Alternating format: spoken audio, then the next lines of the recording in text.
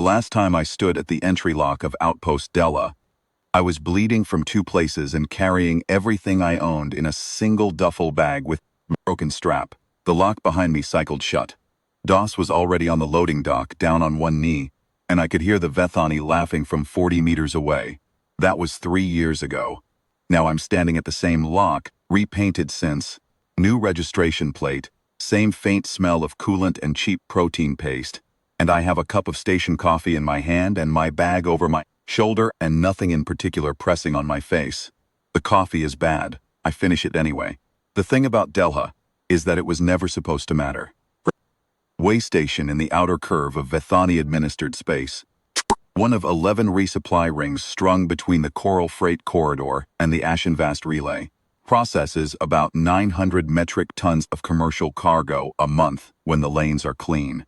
214 permanent residents. Transit population that turns over every 3 standard days. There is a bar, 2 food counters, a parts market that smells like hydraulic fluid, and a port authority office that has been understaffed. For so long the desk clerk does double duty as customs inspector. The whole station is roughly the size of 4 city blocks stacked in a ring. There is nowhere to be that isn't also somewhere someone can see you. That's fine. I'm not trying to hide. The Vethani crew runs out of the lower cargo ring. They have for 6 years. 7. I wasn't here for the beginning of it, only for one particular afternoon, near the end of what I thought was going to be a profitable supply run. Their name in the official port logs is the Gethavar Cooperative, which is the kind of name that suggests legitimate freight brokerage, and in no way suggests that Gethavar Cooperative, who runs the crew, has a habit of renegotiating freight terms after delivery, with a cargo seal and a length of chain rather than a tablet and a stylus. I know a lot about Gethavar Cooperative. I have had 3 years to learn it. The Vethani are a ranged species. Tall, long-limbed, with a layered dermal structure that catches light strangely, like looking at oil on water. Their eyes are the thing people notice first, a bioluminescent yellow, not bright enough to read by, but bright enough to see across a room. They run cold-blooded by most measures, slower metabolism, lower resting temperature, but they compensate with a kind of territorial aggression that's almost reflexive. When a Vethani perceives an advantage in space or resources, they push. Not always hard, sometimes just a fraction, just enough to see what gives. I know this because I spent 2 months doing freight runs in Vethani space before I ended up at Della, and I paid attention. Doss used to say that I paid too much attention, that I collected information about people the way some folks collected debts, patiently, systematically, without any particular emotion attached to the act of collecting. He didn't mean it as a criticism. Doss meant almost everything he said as a compliment, which was one of the things that made him easy to work with and occasionally exhausting to be. He had a gift for goodwill that I've never had and never tried to acquire. When he walked into a room, people felt better. When I walked into a room, people felt assessed. He was my partner for 4 years. We ran mid-weight freight in the outer corridors. Nothing glamorous, nothing that moved fast enough to attract serious attention. Agricultural equipment, medical supplies, replacement parts for station infrastructure that the big carriers didn't bother routing because the margins were thin. We were not getting rich.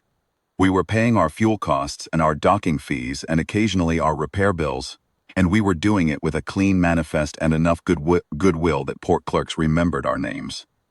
We were good at what we did. The afternoon in question started as a standard deviation delivery. 42 crates of climate control components consigned to Della for redistribution to 3 of the smaller outposts in the inner Vethani ring. We had a signed contract. We had a port authority receiving stamp. We had Gethavar Cooperative representative at the dock, with a tablet ready to sign off on delivery. A thin Vethani male named Orvek, who I had done business with twice before, and who had always been, if not pleasant, at least professionally reliable. The deviation was that Hessa had decided to renegotiate, not the price, not the delivery terms, the ownership of the cargo itself. The position, as Orvik explained it, while 3 of his crew stepped in behind Doss, was that the components had been pre-purchased by the Gethavar Cooperative under a prior claim that predated our consignment, and that while they appreciated our delivery service, The question of payment for that service was now a matter for the prior claim arbitration process, could be expected to resolve in approximately 14 to 18 months. During which time the components would, of course, remain in cooperative custody. Doss looked at me. I looked at Orvik. I said, "That's not how this works." Orvik said something to the crew members behind Doss. One of them hit Doss in the back of the head with something heavy enough to put him on the deck in a single motion, and then the three of them had the rest of him handled, while Orvik walked past me to the cargo bay and started directing his people to transfer the crates. I fought. For what it's worth, and I've thought about what it's worth a lot over the past 3 years. I fought. I got 2 of them. I got Orvik's wrist at one point, which I did not use gently, and I got to the cargo lock before 4 more crew members arrived from the upper ring, and the math became what it became. They didn't kill us. I've thought about that too.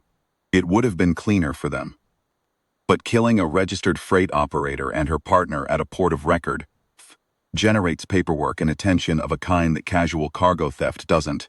Gethavar Cooperative had been running the cooperative for a long time without accumulating the kind of official record that would bring serious scrutiny. We were a cost, not a threat. You don't kill a cost. You remove it from the equation and move on. So they left Doss on the loading dock. Concussion, 2 cracked ribs, and a dislocated shoulder, and they put me through the entry lock with my bag and my 2 bleeding places, and the implicit understanding that if I came back with a complaint, the next conversation would not involve leaving us alive to file one. I stood at the lock for a moment. I could hear Doss trying to get up behind me.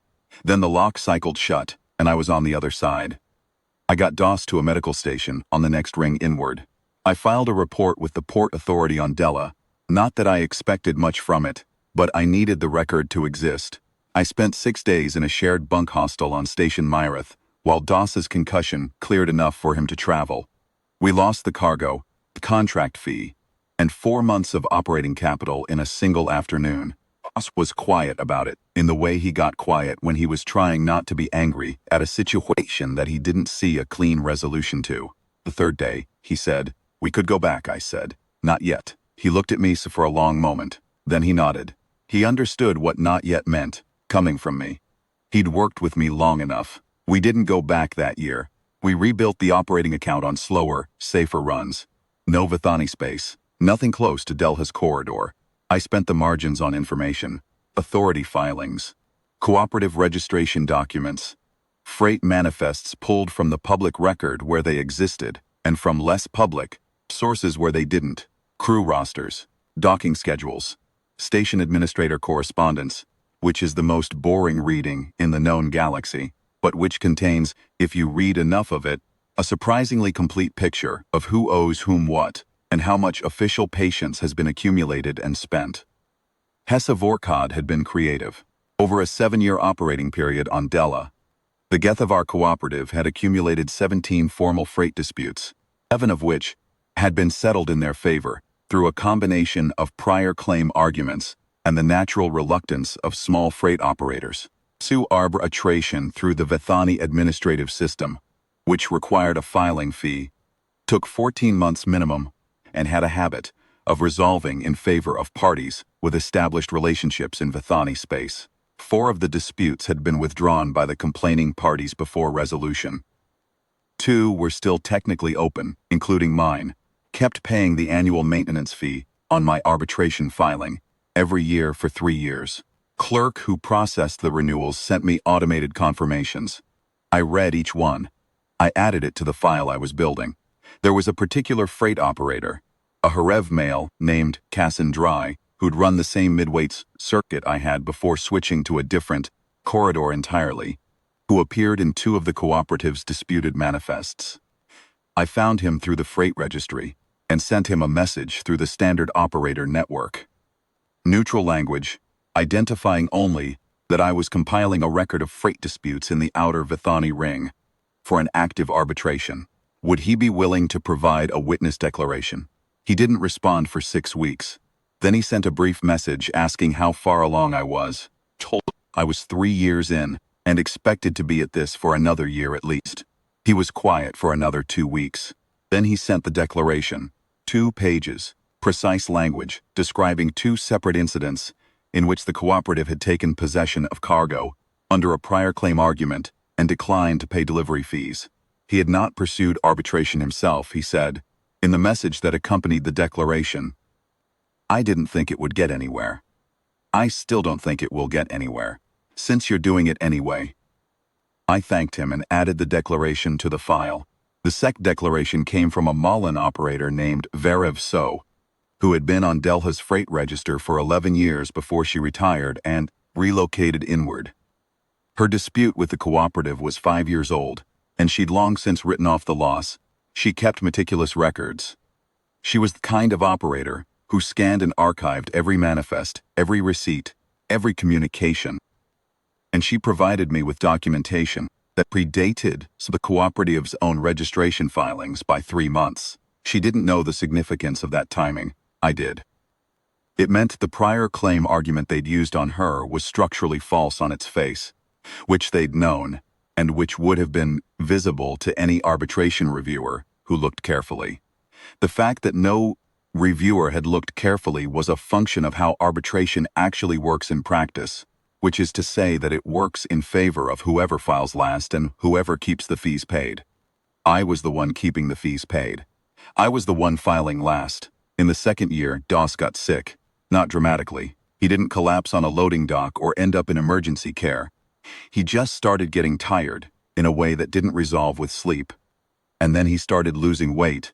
And then a medical scan on Station Erev told us what it was in the calm, clinical language that medical systems use when the answer is a hard one. Treatable, the system said, with the right intervention. Expensive, the system also said in a different tone. I looked at the numbers. I looked at our operating account. I looked at Doss, who was reading the same figures I was, and already starting to say that it was fine, that we'd figure it out, that there were options. I said, I'm going to go handle something. He said, Marin. I said, I'll be back in 10 days. I could see him working through what handle something meant in the context of the conversation we'd been carefully not having for 2 years, the one about Della and the filing and the arbitration I'd been spending money to keep current. He arrived at it, he said. You're going back, I said. The filing's been open for 2 years. The documentation is ready. It's time to close it, he said. Can't take them on alone, I said. I'm not taking them on. I'm closing a filing. I picked up my bag. I'll be back in 10 days. He was still working through something when I left. I know Doss well enough to know what it was. The same thing it always is, with Doss. The fundamental tension between his clear-eyed understanding that I am capable of doing whatever I decide to do, and his instinct that people should have help when the thing they're doing matters. He would have offered to come with me if his health had permitted it. He would have been genuinely useful if he had. Doss has a way with people that I don't. A warmth, an ease, a native fluency in the social grammar of goodwill that would have served certain parts of this differently. But the parts that were going to decide this outcome were not those parts. They were the paperwork parts, the patient waiting parts, parts that required being present in a space where someone wanted you gone, and remaining there without drama, without escalation, without offering the scene that the other party needed in order to manage you. Those parts I had covered. I took a freight connection to the outer ring, transferred twice, and arrived at Della on a standard transit pass at EO 8:30 station time on a Thursday. That was 8 days ago. The coffee is gone. I set the cup on the recycler ledge by the entry lock and walk into the ring. Della smells the same. That's the first thing. Stations this size always smell like themselves.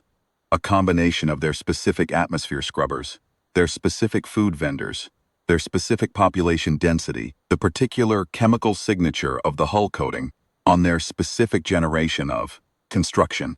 Della smells like industrial cleaner and anise root soup, and the faint electrical burn smell that older atmospheric processors give off, pleak when they're running above optimal capacity. I walked these corridors for 2 years on semi-regular runs before Gethavar Cooperative ended that. My body remembers them. I go to the transit hostel on the 3rd level, not the one I was in before, a different wing, newer plumbing, and I check in under my registered freight operator ID. I am not hiding from Hessa. I want her to know I'm here. What she does with that information is the first data point I need. I eat dinner at the food counter nearest the Port Authority office. The menu has changed in 3 years. The noodle counter that used to occupy the corner space is gone. Placed by a pressurized grain bowl vendor, serves 6 varieties of the same base protein, with different sauce options. I get the third option. Heavily spiced, that kind of spice that clears your sinuses and sits in your chest for 20 minutes afterward. It's good. Doss would have complained about it, then eaten all of it. I eat slowly. I watch the corridor traffic. I note who looks at me twice. First person to look at me twice is a medium-height Vethani male with the bioluminescent yellow eyes and a scar on his jaw that I recognize from port log photos I've spent 2 years studying. That's Rek Versath, Hess's operations coordinator. He's at the far end of the counter, eating his own meal. He clocks me, looks away, and then, trying to look like he isn't doing it, looks back. I look back at him steadily, not aggressively, just present, just noting the note. He finishes his meal faster than he was planning to and leaves. Good, that information is moving. I finish my bowl and pay for it, and walk down to the parts market on the lower ring. I browse slowly, taking my time with a rack of atmospheric processor components that I have no particular need for. I spend 40 minutes on a section of junction couplings that a freight operator with a working vessel might legitimately need to evaluate.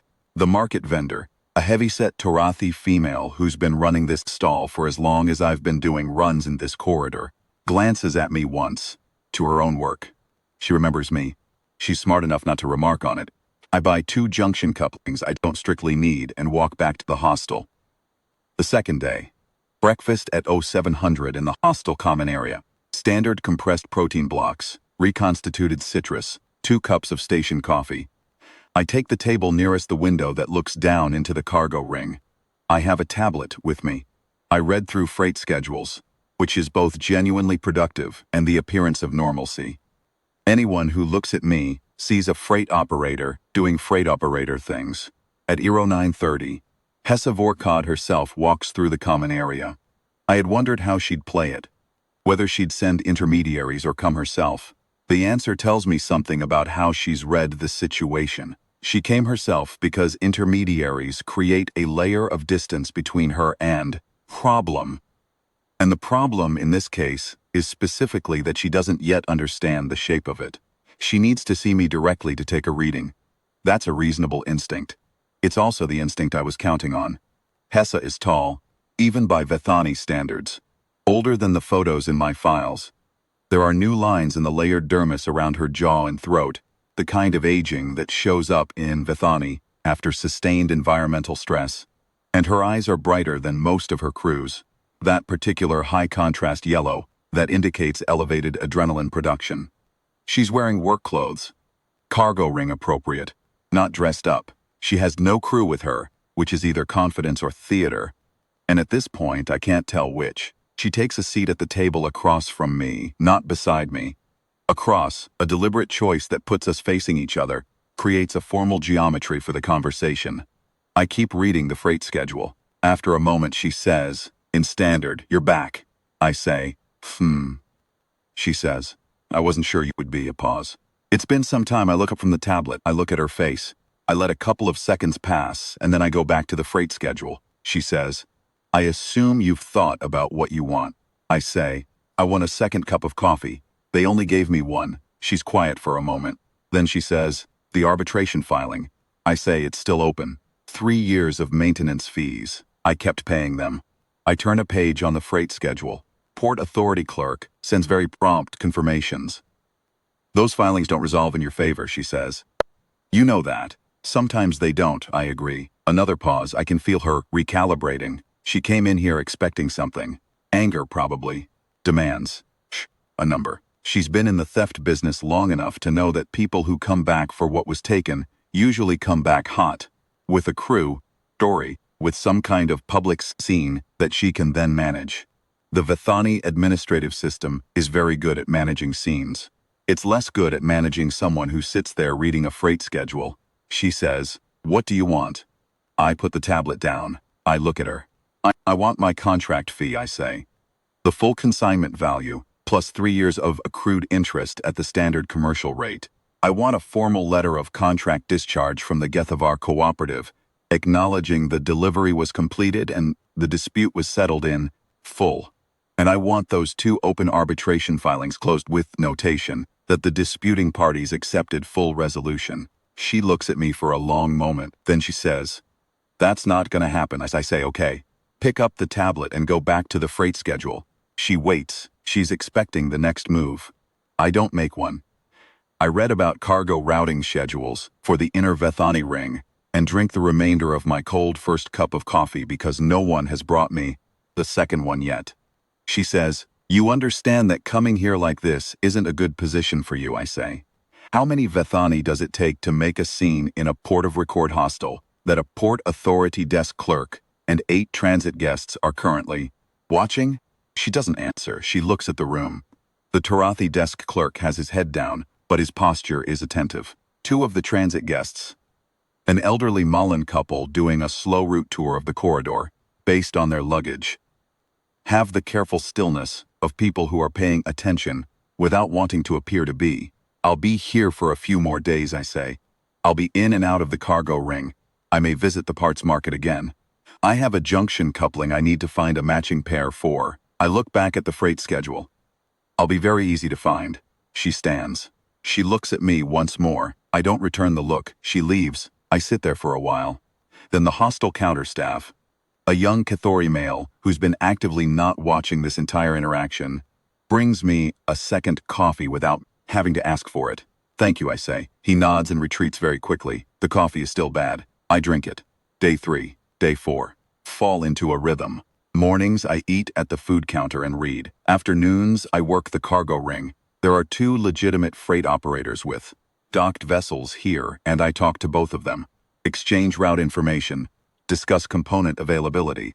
One of them, a stocky Hirev female named Castle, who runs a light cargo circuit to 3 of the inner stations, asks me carefully how long I'm planning to stay. I say, "Until I've finished what I came for," she says. "Is that going to be a problem? For the ring?" I say, "Not unless someone makes it one." She thinks about that for a moment, and then nods in a way that tells me the word about why I'm here is circulating. The freight operators on the ring. That's fine. I want it circulating. Sem, I want the topologies of the situation to be clear to everyone who has to operate here long term. The cooperative runs on the assumption that other operators will stay out of their way because the calculus of confrontation is unfavorable. That calculus depends on no one watching closely. I'm changing who's watching. In the afternoons, I also spend time at the Port Authority office, filing anything, not demanding anything, just present. The desk clerk, whose name is Sevedorn, is a careful, quiet Tarathi female who has the institutional memory of someone who's been in this office for most of a decade and has processed, at a conservative estimate, north of 400 freight disputes in that time. She knows what the cooperative is. She's not naive about it. She's also operating in a system where her options for action have been consistently constrained by a combination of jurisdictional limitations and the cooperative's practiced facility with prior claim filings. She doesn't say any of this to me directly. Have careful, professional conversations about administrative procedure and filing timelines and documentation standards. She is meticulous in her explanations. I am attentive in my questions. We are both doing the same thing, establishing for the record that the record is being attended to by someone who knows how to read it. On the afternoon of day 3, one of Hessa's crew, not Rek Vorsath, a different one, an older female with a short-cropped crest and the specific posture of someone who does operational work rather than coordination, positions herself in the corridor outside the Port Authority office when I leave. She doesn't follow me. She doesn't speak to me. She just stands there at an angle that is technically incidental and observationally pointed. I walk past her. I don't speed up. I don't slow down. I go back to the food counter and eat dinner. There are things you learn about yourself in the first year after something like Della. Not useful things necessarily, not skills or strategies, but facts. I learned, for instance, that I don't carry anger the way most people do. Anger is supposed to burn off. You're supposed to get to some resolution of it, either by acting or by letting go. What I have instead is something more like a long account, a ledger. The incident goes in. The amount is recorded. The account stays open until it clears. This isn't a philosophy. I'm not interested in philosophy. It's just a fact about how I'm built. Doss understood it, which was why he didn't push when I said not yet, and why he trusted the process, even when it took longer than either of us had planned. He knows me well enough to know that when I say I'm going to close something, I've already done most of the work in my head. Physical presence here is almost a formality. Almost. The physical presence matters for one reason. The Vethani need to take a reading on me, and the reading they need to take is the accurate one. If I stay away and work through administrative filings, Hessa can interpret my absence as caution, as fear, as a bluff built on paperwork that she knows how to slow down or redirect. The administrative structure I've built is real, but structures need to be believed in to function as leverage. I have to be here for the belief to be possible. I have to be the person who came back. Not aggressively, not with a crew or a weapon or a dramatic entry. Just here, present. Eating my meals and reading my freight schedules and visiting the Port Authority office at regular intervals like someone who has all the time in the world. And no particular emotional stake in how long this takes. That last part is the key. The emotional absence is the point of the whole thing. Not because I don't have something at stake. Doss is sick and the money matters. But because the moment Hessa sees emotion, she has something to calculate against. Anger tells her how much pressure I can absorb before I escalate or fold. Fear tells her the same thing. What she can't calculate against is a person who seems to feel, at ambient temperature, exactly what she'd feel on any other ordinary day. I am from a world where the ambient temperature already includes most of the things the rest of the galaxy uses as special cases. We are built for environments that kill other things. Cold is not something we lean into. Cold is where we start. There are things you learn about yourself in the first year after something like Della. Not useful things, necessarily. Not skills or strategies. Facts I learned, for instance, that I don't carry anger the way most people do. Anger is supposed to burn off. You're supposed to get to some resolution of it, either by acting or by letting go. What I have instead is something more like a long account, a ledger. The incident goes in, the amount is recorded, the account stays open until it clears. This isn't a philosophy. I'm not interested in philosophy. It's just a fact about how I'm built.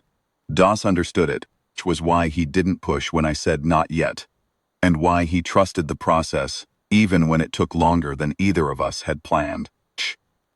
He knows me well enough to know that when I say I'm going to close something, I've already done most of the work in my head. The physical presence here is almost a formality.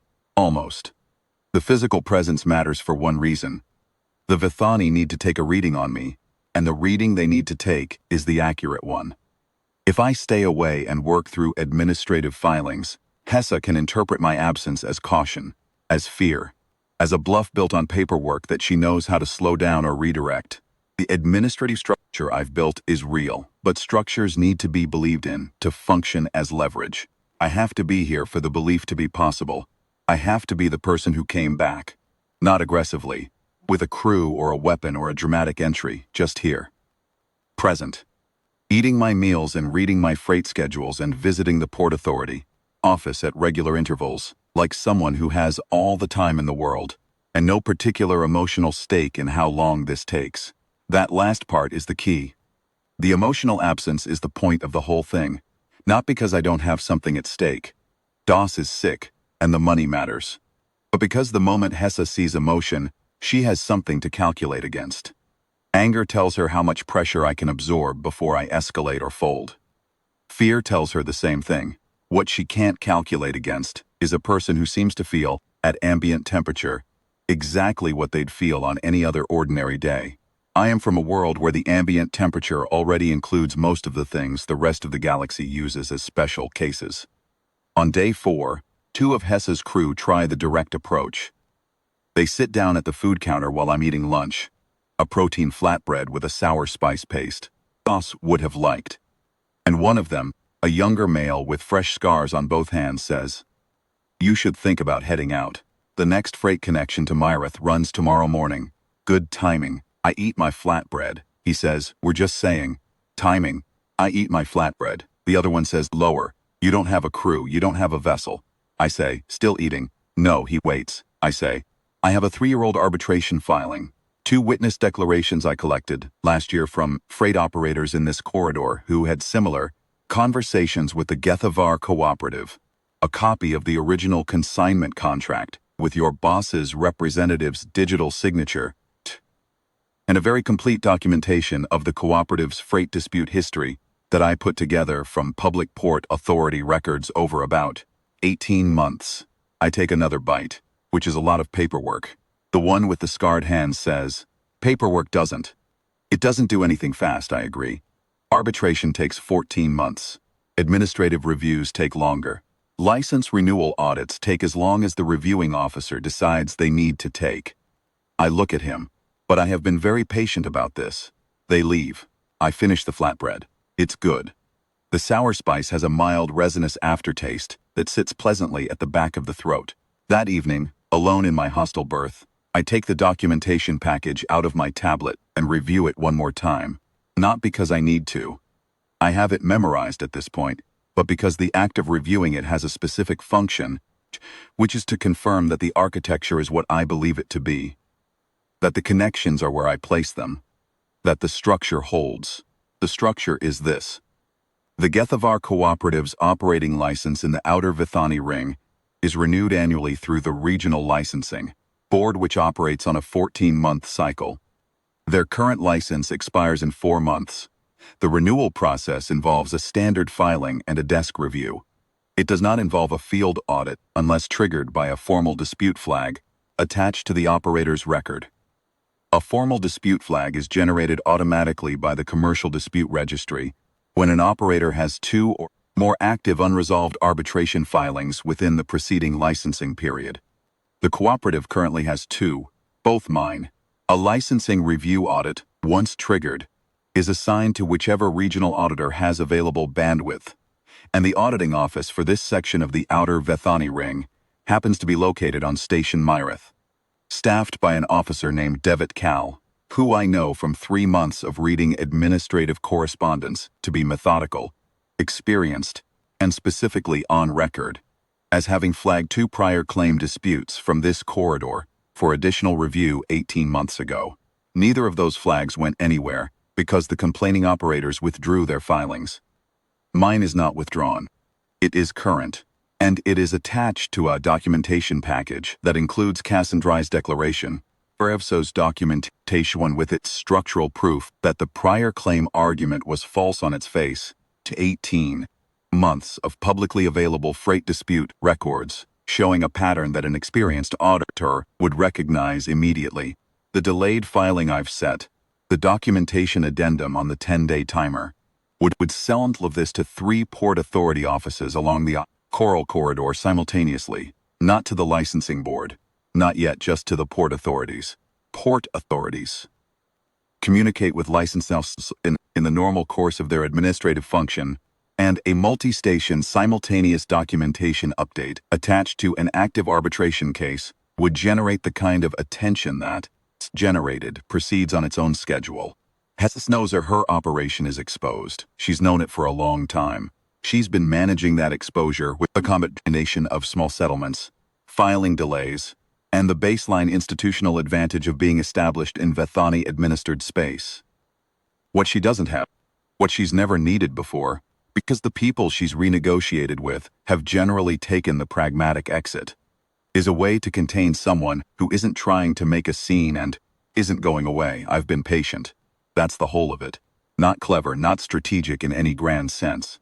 Just patient enough to build a structure that doesn't depend on any single point holding, and then to show up and sit in it. Day 5, Hessa comes back. This time she comes to the parts market while I'm looking at a rack of atmospheric filters. She comes alone again. She stands beside me. Not across from me this time. Beside, the geometry has changed, she says quietly. What would it take to close this, I say. I already told you, she says. The fee plus interest is viable. The letter of discharge is standard documentation, I say. Completed delivery, she says. The arbitration closures, I say, are what they are. I kept the filings open. They can close resolved, or they can close pending further review. I'd prefer resolved, she says. The further review closure draws more attention than... I know, I say. That's why I prefer resolved. She's quiet for a moment. She picks up one of the atmospheric filters and turns it over in her long-fingered hands, examining it as something to do with her hands. I recognize the gesture. It's what people do when they're making a calculation they don't want to be obvious about. I wait. This is the moment I've been building toward for 3 years, and I have learned that the version of patience that matters most is not the patience, accumulating information, or constructing arguments, or traveling to the right place at the right time. It's the patience of the last moment, when the structure you've built is either going to hold or isn't, and there's nothing left to add to it. You either built it right or you didn't.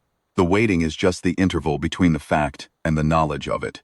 She puts the filter back. She says, 48 hours. I say, be here. She walks away. I stay at the filter rack for a few minutes, not because I need to, because there's a specific quality to the moment that I want to let settle. Not satisfaction, not quite, something cooler than that.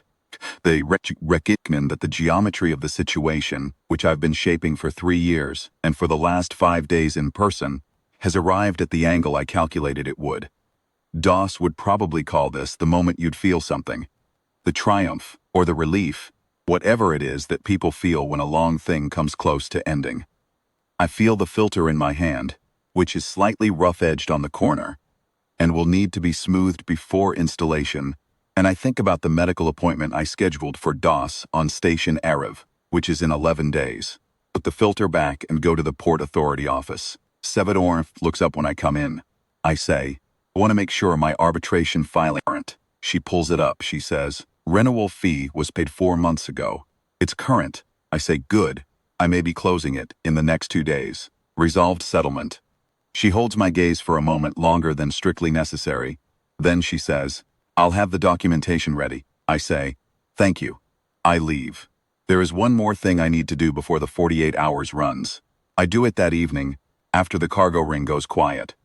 The Coral Freight Corridor runs a relay system of port-to-port administrative communications that any registered freight operator can access through the standard manifest portal.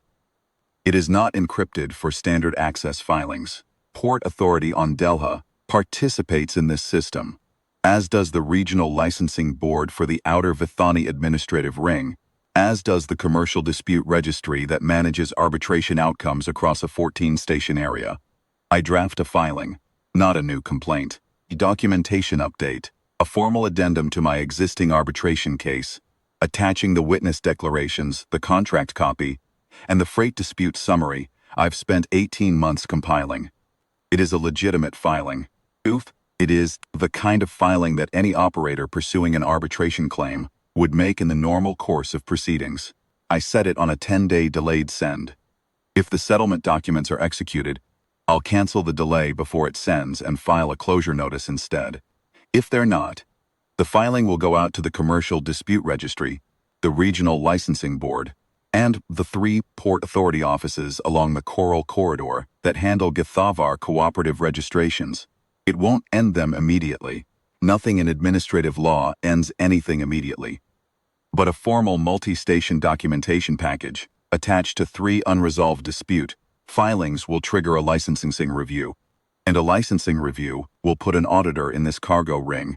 And an auditor in this cargo ring will find what I know is there to be found.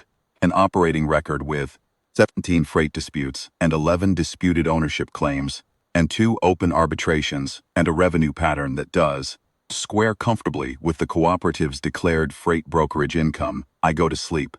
Day 6 is quiet. I eat breakfast. I walk the cargo ring. I help Castle source a replacement pressure fitting for her hold assembly. Takes 2 hours and involves a methodical crawl through 3 different parts market vendors. And, at the end of it, she gives me the fitting at cost, because I found a version that was 1/3 of the price she'd expected to pay. We have a cup of coffee together at the parts market counter. She doesn't ask about Hessa. I don't bring it up. We talk about the Coral Corridor traffic conditions, and whether the inner ring redistribution contracts are worth pursuing, now that the big carriers have started skimming the higher volume runs. It's a normal conversation. I haven't had enough of those in 3 years. Day 7. I'm in the hostel common area reading after dinner when Orvek comes in. Not Hessa. Orvek. The same thin Vethani male who was at the dock 3 years ago with the tablet and the calm explanation of why I wasn't getting paid. He looks older. He also looks like he'd rather be anywhere else. He's carrying a tablet. He sits across from me. That geometry again, the formal facing each other positioning. And he puts the tablet on the table between us and says, "The cooperative would like to close this matter." I look at the tablet. On it is a settlement document. Full consignment value, plus 3 years at commercial interest rate. A letter of discharge, noting completed delivery and full resolution. And 2 arbitration closure notices, both marked resolved with settlement. Pick up the tablet. I read the document. I read it again. I check the figures, the language, the signature fields. Orvik's own digital signature is already on it in the cooperative's representative capacity. There is a field for mine, I say. There's a 1-week delay on the funds release, Orvik says. Standard processing. Administrative clearing, I say, 48 hours. He says. Pause. That's not standard. I say it's the timeline we discussed. He looks at me. He has, I think, the specific experience of someone who has been in Hess's operation long enough to recognize that the person across from him has done something that cannot be undone, and that the question of what exactly that thing is remains unclear, and that the clarity will not arrive until it's no longer relevant. He's been in that position himself, from the other side of the table. I wonder if that occurs to him. He says, 48 hours. I sign the document. Transfer copies to my own record and the Port Authority registry. I hand the tablet back to Orvik, stands without any further conversation and leaves. I sit there. The common area is quiet. The elderly Mullen couple I've been half noticing for a week are playing a slow card game at the window table. The kind of game that seems to have rules neither of them fully commits to. A game that exists primarily as a reason to sit together in a comfortable silence. The hostile counterstaff has his head down, over something on his own tablet. The atmospheric processors hum at their slightly too high frequency. I don't feel triumphant. I want to be clear about that, because I think people expect you to feel triumphant at the end of something like this, and it seems important to be accurate about what it actually is. What I feel is calibrated, like something that's been slightly out of alignment for a long time, has been moved back to where it was supposed to be. Not improved beyond the original position, just corrected. DOS lost 4 months of operating capital and a clean track record in this corridor and a winter's worth of health because of an afternoon on this loading dock. I spent 3 years building the architecture to recover what could be covered.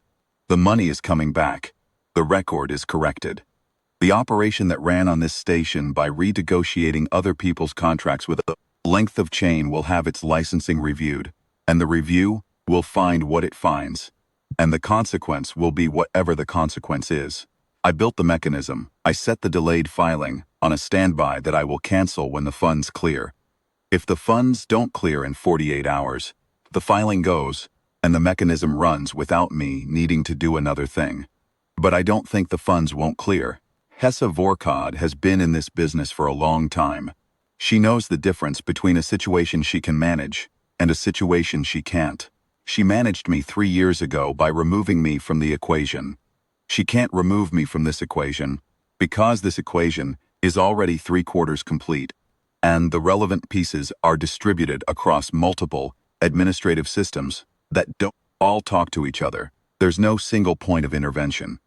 I thought about this for a long time, over 18 months of reading Port Authority filings and freight dispute records and administrative correspondence. Hess's operation works because there's always a single point of intervention. One person, one filing, plaint that can be delayed or pressured or settled quiet. What she doesn't have a response to is a structure that requires all the interventions to happen simultaneously because some of the relevant pieces are in systems she has no relationship with.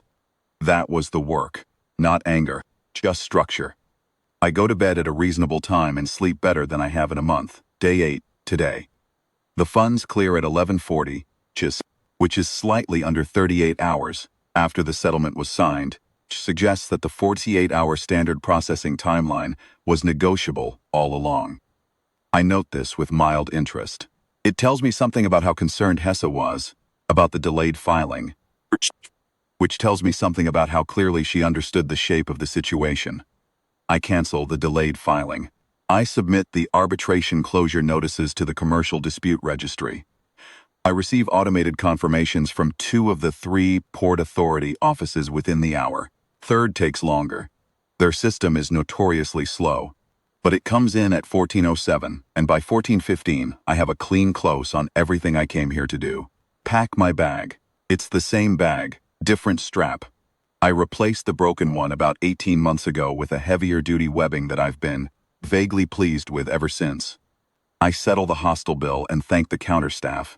Accepts the thanks with the particular careful composure of someone who has watched an unusual week of events and is processing it in private. I walk down to the cargo ring. There's a freight connection to Station Myrith at 1600. The same one Hess's crew suggested I take 4 days ago. Is a small irony I allow myself to appreciate for a moment. From Myrith I can connect to Arev in 16 hours. Doss's medical appointment is in 11 days. I'll be there with 4 days to spare. The cargo ring in the afternoon has its particular quality of industrial light. The high bay fixtures casting flat white illumination on the docking bays, the smell of thruster wash and hydraulic fluid, the low-frequency vibration of the atmospheric processors cycling. I've worked in cargo rings for most of my adult life. They have a grammar that I understand without having to think about it. Which bays are active or cold, what the dock traffic patterns mean, where the weight is. Bay 7 is quiet, has been for 3 years. According to the port records, Doss and I held that slip, and after we left, it lapsed into an unassigned status. Someone else has it now. There's a mid-range carrier in it that I don't recognize. I stop at the maintenance access alcove beside Bay 7. There's a set of lockers there. Station-side storage for freight operators who need somewhere to hold personal effects between runs. Standard issue, combination accessible. Doss's effects from the afternoon in question were collected by the Port Authority and placed in lockup when no one claimed them in the immediate aftermath. 3 months ago, working through the Port Authority record, I found the lockup manifest. Standard personal effects. Bag, a tablet, a mechanical watch, an antique, Earth-made, that Doss had carried for the entire time I knew him, and about which he had a story that he told differently every time, and that I never fully believed and enjoyed immensely, and a set of cargo operators' tools. I submitted a registered owner claim for the effects last month. The Port Authority processed it. The items are in locker 14, accessed by the claim code on my tablet. I open the locker. The bag is there, slightly dusty. I pull it out. The tools are in their roll, sealed. The tablet is dead. 3 years of battery drain, but the data should be recoverable. And the watch is there, in the pocket of the bag, wrapped in a strip of cloth that Doss always carried it in. I take it out and hold it. It is a small thing, 40mm case, silver bracelet worn to a matte finish at the clasp, crystal scratched but intact. It runs on a self-winding mechanism and hasn't been worn in 3 years, so it stopped. The hands read 2:47 and 20-something seconds. The last position the mainspring held before it ran down. I wind it. It takes about 30 seconds of steady turns to bring the mainspring back up to tension.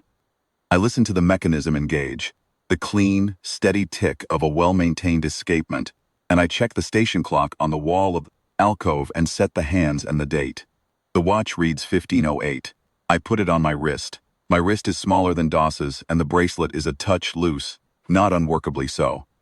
I'll get a link removed on Arev, or not. The looseness is its own kind of information.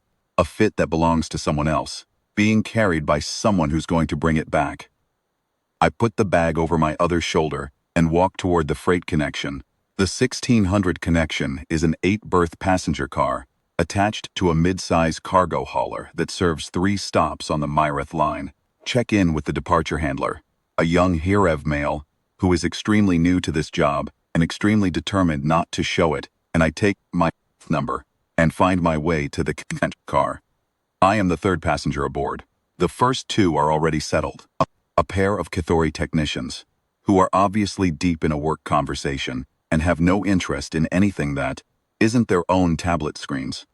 I take the berth nearest the window, which looks out into the bay at the cargo hauler's hull plating, and I sit down, and I set my bags down, And I let the various things I have been carrying for 8 days start to put themselves down too.